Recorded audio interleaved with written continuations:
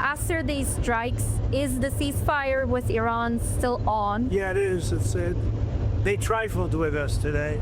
We blew them away. They trifled. I call that a trifle. I'll let you know when there's no ceasefire. You won't have to know. If there's no ceasefire, you're not going to have to know. You're just going to have to look at one big glow coming out of Iran. And they better sign their agreement fast.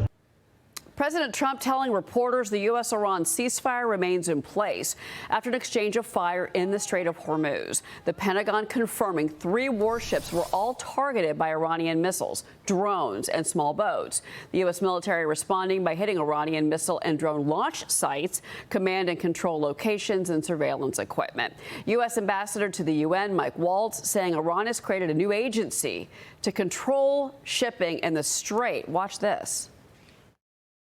So what are we asking? Cease its attacks on commercial shipping, cease mining, and remove its mines from an international waterway, cease tolling, charging illegal tolls in the Strait of Hormuz, and allow the UN to move forward with humanitarian aid, life-saving aid, through that international corridor. Just this week, Iran's own state media announced that the regime has launched what it calls the Persian Gulf Straits Authority, where it seeks to demand that all ship captains from international shipping, commercial shipping, civilian shipping, basically have to check in and pay a bribe, pay a toll in order to use these international waterways. So that doesn't just affect this region. It affects the entire world. Joining me now, former Trump Deputy National Security Advisor KT McFarland. KT, you heard Mike Waltz say this, a bribe, a toll.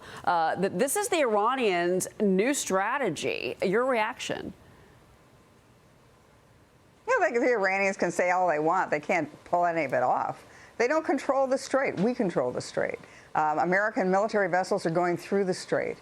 When Iran, quote, attacks the American vessels, it's like a one-off thing. They're little fast boats. They're like speedboats. They're like the kind of boats that pull water skiers. Can we deal with them? Yeah, that's all that's left of the Iranian Navy. It's not an issue of blowing them out of the water. So Iran, look, the Iranian people are proud people. They're not going to cry uncle. They're not going to admit defeat. But the fact is, we've won the war. We control the Strait. And now it's just a matter of will they sign on the dotted line. And if they don't sign on the dotted line, as President Trump said, he'll use the military option. And even if they do sign on the dotted line, there are only 2 things that matter. Can we inspect it? Can we guarantee that they're doing it?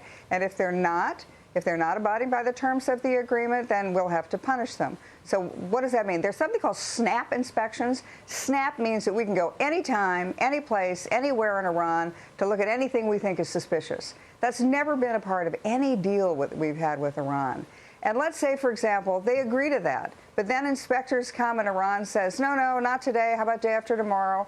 Then guess what? We assume that they're doing something wrong, that they're not abiding by the terms of the agreement, and we blow up the facility. Well, that means then, if what you're saying is correct, and I've heard the Secretary of State say the same thing, that that's all they do with these negotiations. It's passing notes like you're in class, because it's just all they're doing is just stretching out the time frame. And they've been doing this for decades, by the way, to the world, but especially to past presidents here, not this president right now. So here's the question: if the Iranians do sign on, quote unquote, the dotted line, and then they start to renege, our inspectors don't go in for the nuclear inspections, et cetera, doesn't that mean that we're going to have prolonged military assets in that region? And what does that look like, KT? Okay, so I think that initially, yes, we would have to remain in the region. There's nothing in this agreement about the United States Armada leaving, I would point out. But we would stay in the region for a period of time to make sure that it is being enforced. But there are other countries in the region which have a vested interest in making sure Iran abides by it. The Arab Emirates, Saudi Arabia, Egypt, Israel. So I don't think we would have to have the kind of military presence in the area that we've had in the last 2 or 3 months. We wouldn't have to have that indefinitely, maybe for a little bit of time, and then we pass it off and share the responsibility with others in the region who are very capable themselves. I want to ask you about what's coming next week. So this conflict remains top of mind ahead of President Trump's trip to Beijing next week. Reportedly, he wants to end the conflict before he meets with Xi Jinping. Watch this, KT. I have a very good relationship with President Xi. I find him to be a tremendous guy, and we get along well. And we're doing a lot of business with China and making a lot of money. He's been very nice about this. In all fairness, he gets like 60% of his oil from Hormuz, and I think he's been very respectful. We haven't been challenged by China. They don't challenge us, and he wouldn't do that.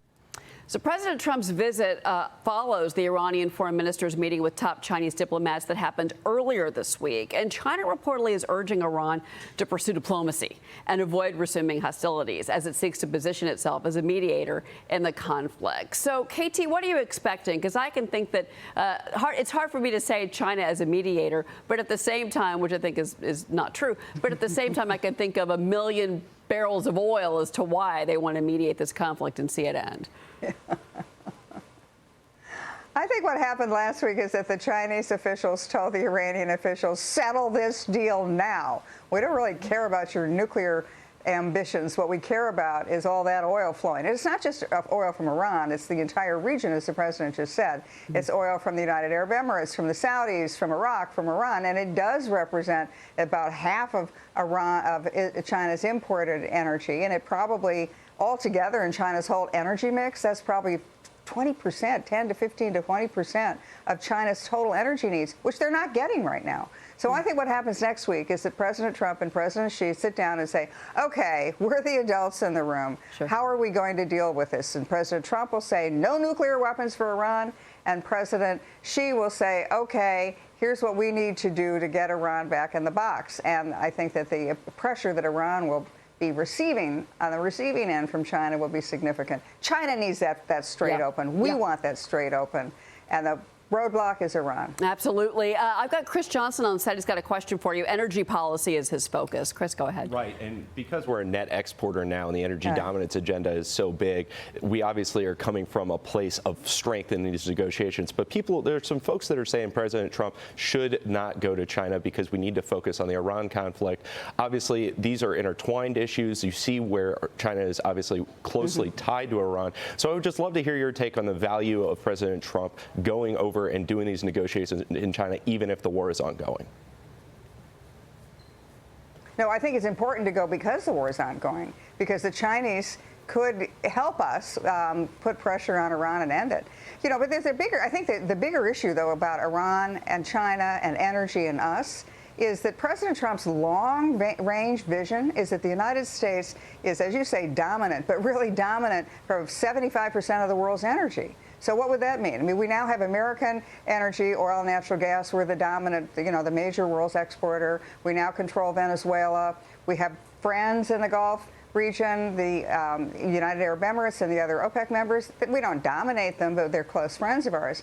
And if it got to the point where if we had a post-war Iran, which was favorable to the United States in energy, we would really dominate 75, 80% of the world's energy. And I think that's the long-range goal, because as you guys have been talking about all morning, it's all about artificial intelligence, the future of the world, quantum computing, all requires a lot of energy. And if we're the country that has all the energy and all the tech, we dominate the future. Yeah, to pick up on Chris's point, we, as a nation, the United States of America, exported a record amount of oil last week. 6.4 million barrels a day. That is what we are doing in this country. And that's what President Trump came into office saying, drill, baby, drill. And it's happening. That U.S. production is ramping up. And that's why they're meeting with all the energy executives, Exxon and Chevron, to make sure that we are energy independent, but we're also more of a net exporter than we are right now. It's such an incredible time. KT McFarland, it's always great to speak with you. Thank you for being here.